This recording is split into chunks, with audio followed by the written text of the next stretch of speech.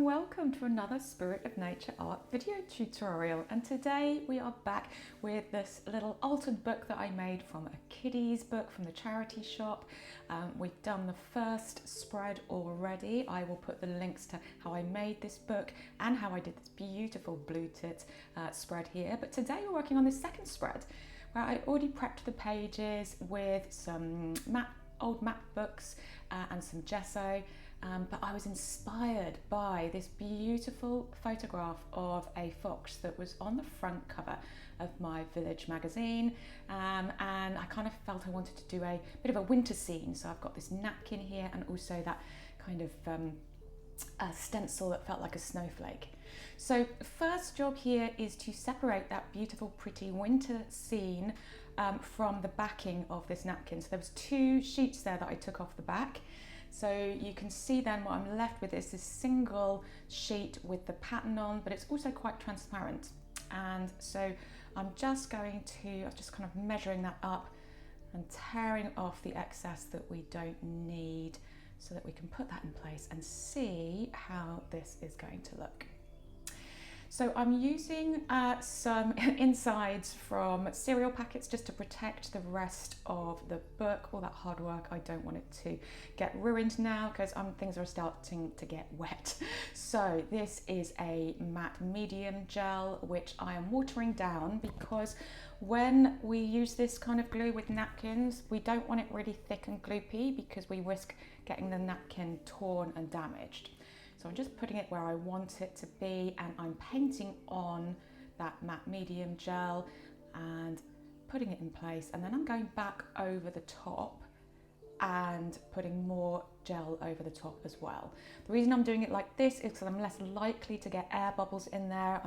You can see I'm working across the page to try and pull out any air bubbles. So as it dries, it's going to dry much more flat with the surface.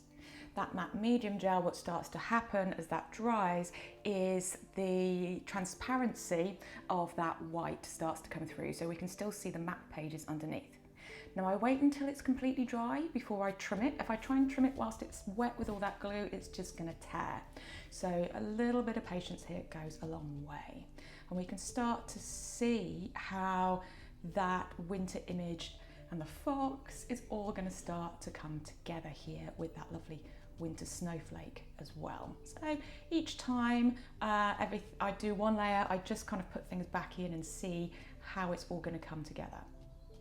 Now I want this still to sink back into the page a little bit more, so I'm using some watered down gesso here and my finger and just going in and putting a very light layer over the napkin. Not everywhere, just areas where I want it to blend in a little bit more. So particularly at that top area there where the napkin is starting to connect with those map pages, using a bit of gesso there is just going to soften where those two join. Also, I'm using my finger very light touch on some of those other areas of the napkin as well, because it doesn't matter how careful you are with laying it down with the glue, there's going to be some texture. There's going to be, quite often there's texture already in the napkin as well, but also where that has dried, there's going to be some texture. And just very, very lightly touching my finger with the gesso on and rubbing it over that highlights that texture. So I'm not trying to blank out those trees completely, but by rubbing my finger over very gently, it starts to bring out that texture and add some really nice highlights on the wrinkly bits, I guess. And the thing about gesso is that it dries quite see-through. So I always make sure that I let things dry before I decide if I need more, because as it dries, it tends to go a bit more see-through. So we get this nice blended look. And I'm just taking a little play around now with some stamps that I've got. I kind of got that bit of sky there, and I thought it would do nicely to have some stars and some moons there. But I thought I'd play around with some embossing. So I have got my VersaMark clear embossing ink pad there, and I've got some stars and some moons there that I am going to use that ink pad. Now this is clear, So as I stamp that on, what I'm now doing is pouring over the top some white embossing powder, and then I'm going on to the next bit, stamping those stars with the VersaMark clear embossing ink, and then quickly pouring over my embossing powder. We want to get the embossing powder on whilst it's still wet, because otherwise it's not going to stick to that ink. So this is why I'm doing it like this, one bit at a time, getting that stamp on and then adding the embossing powder. Clearing that all out of the way. Always clean your stamps. If you've been using that embossing ink, it's really sticky. So if you don't clean it and you allow it to dry, you're going to get ruined stamps. So I'm just tapping off all of that excess powder now that hasn't stuck to that ink and popping it back in the pot. And here's the thing, I'm putting the lid on and I'm wiping away any of the excess, because what I'm doing now is bringing in my heat embossing gun to melt that powder. And anybody who's ever done this before who has left the lid off will know that stuff goes everywhere when you get the heat gun going. Now I'm bringing in some colour. You won't be able to see those stars right now because I used white embossing powder, but the more colour we start to add, that embossing powder is going to add as a resist. So those will start to pop out of the page. I'm just using a distress ink there to add some splatters on that start to feel a bit wintry. So just being really random and splatting things there.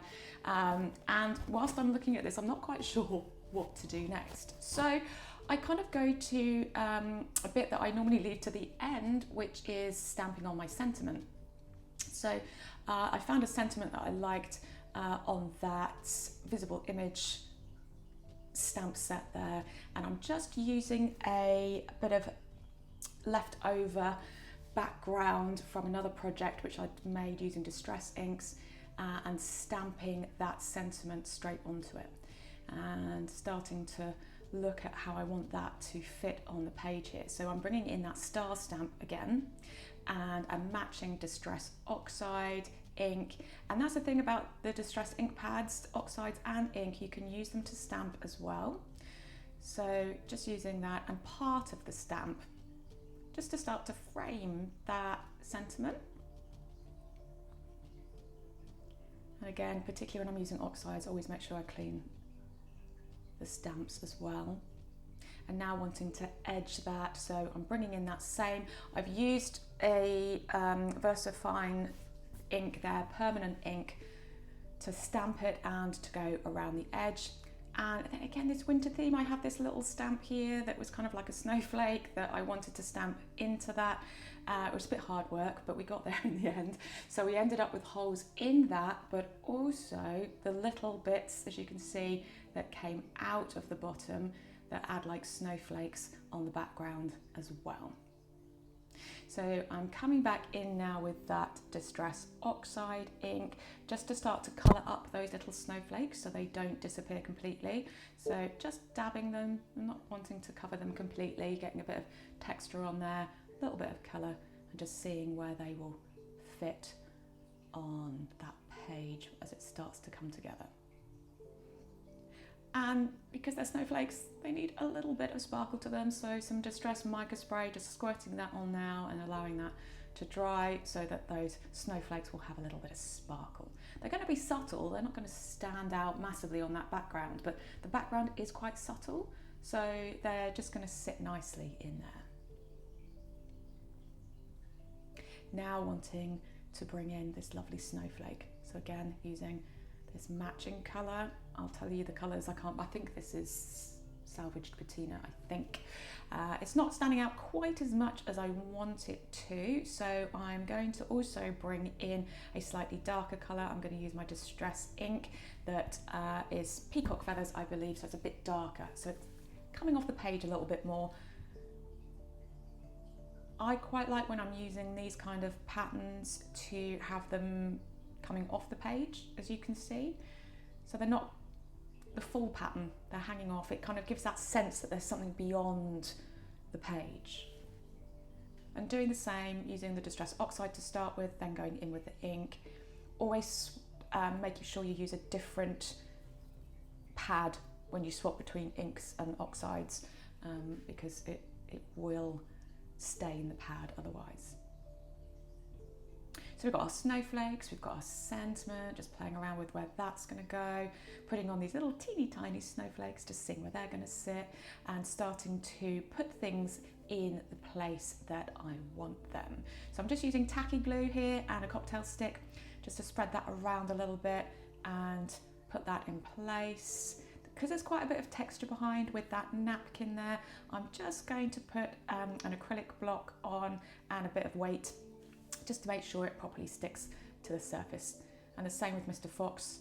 The acrylic block just means it's not going to stick, so if any bits of glue squeeze out of the side, if I use something that's made from paper, it's just going to stick to that and then it will get stuck to the page. So something plastic, I could have used my cereal packet pages as well. I quite often do put something like that between my image and the weight just to make sure that nothing sticks. So I'm doing that with Mr. Fox as well, sticking a heavy book on the top.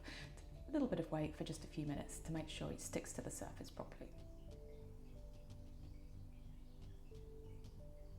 And now the little stars, getting them added to the page,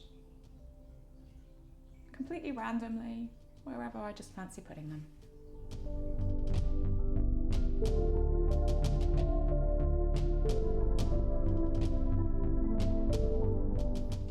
And now I want to start to add some shading, because right now everything looks like I've just stuck it on the page, which of course is what I've done. And so this is where shading really starts to, it does two things. Shading kind of makes things settle into the page, but also pop out from it at the same time, if that makes sense. So it adds that sense of depth. So I'm just using a pastel pencil here, and again I've matched my colours, so I'm using a nice turquoise and just going around that sentiment there and using a paper stub just to smudge it. You can just as easily use your finger, and you can see already how that looks different. It's settled into the page a lot more, but it also stands out from it. That's the magic of shading. So now I'm going to give a little bit of that magic to Mr. Fox over there, going in with the same pencil and just adding as much as feels. I want it to feel like he's coming out of that background.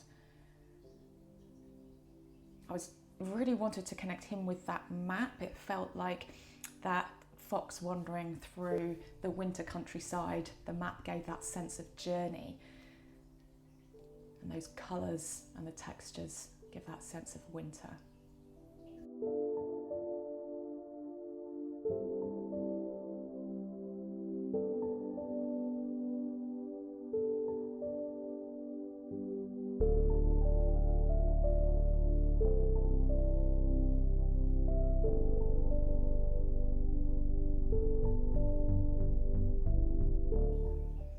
More shading over on this edge here, just because again that sense of him coming out of the distance, that feeling that there's more depth in that back corner there that he's coming from. So I'm going to go in now with a slightly darker blue, so this is more navy, particularly in that area there between his legs, again just giving more sense of that darker shading and shadow, but also going in around his whole body with that, but much tighter in than that lighter colour. Again, really enhancing that sense of depth.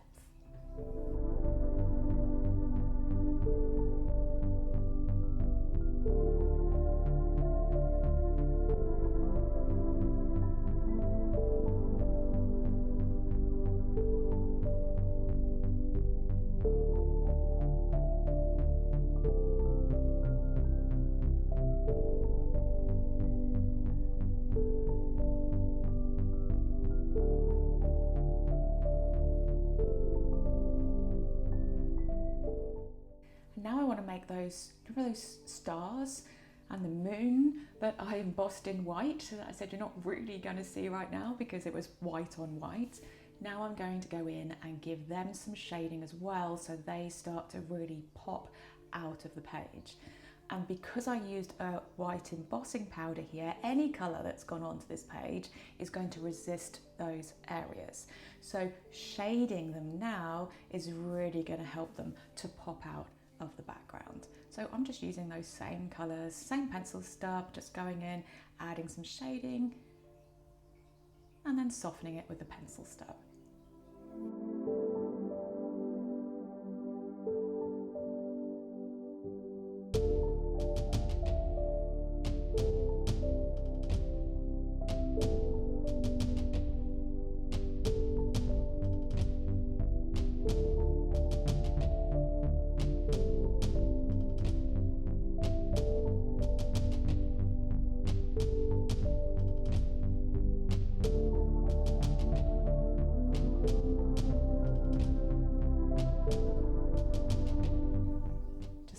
Mr. Fox's toes that were hanging over the edge there. He didn't feel a thing, I promise you. So now we want to add a bit of a frame to this page to help to bring it all together. So I'm using my trusty old credit card for this, one of my favorite techniques. I'm using another distress ink here. I think this is chipped sapphire, a lovely deep blue. And I'm just dabbing the edge of my credit card into the ink and then using that to stamp onto the page and just make some marks. I'm not looking for anything perfect. I actually quite like that slightly grungy, distressed look. So I'm just putting marks all the way around, particularly in the corners. So I'm kind of going for that sort of vignetted look. So in the corners, I add a lot more of those marks and much fewer when we get into the central areas.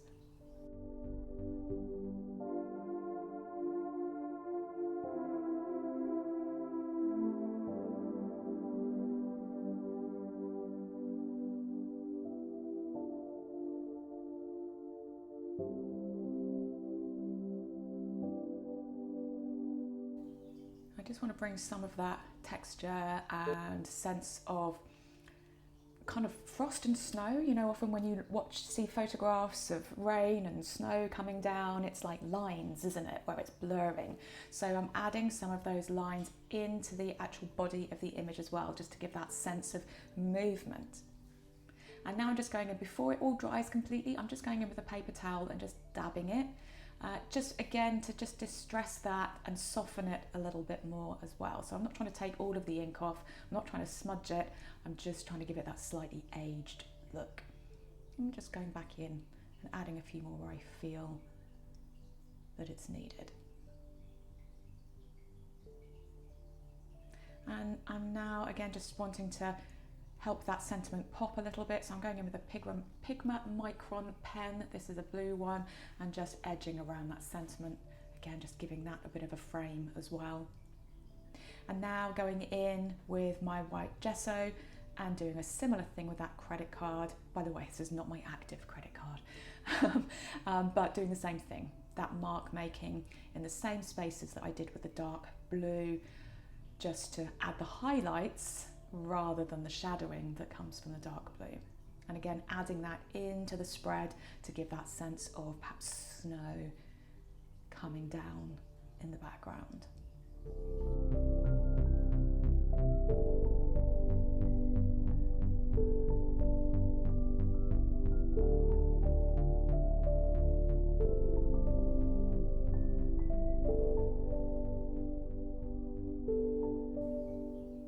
Now Mr. Fox still feels a little bit like he's just been stuck on the page, so we just want to help him to, again, both stand out and settle into that page. So I'm just using a charcoal pencil here just to go around and outline him, give him a bit of definition.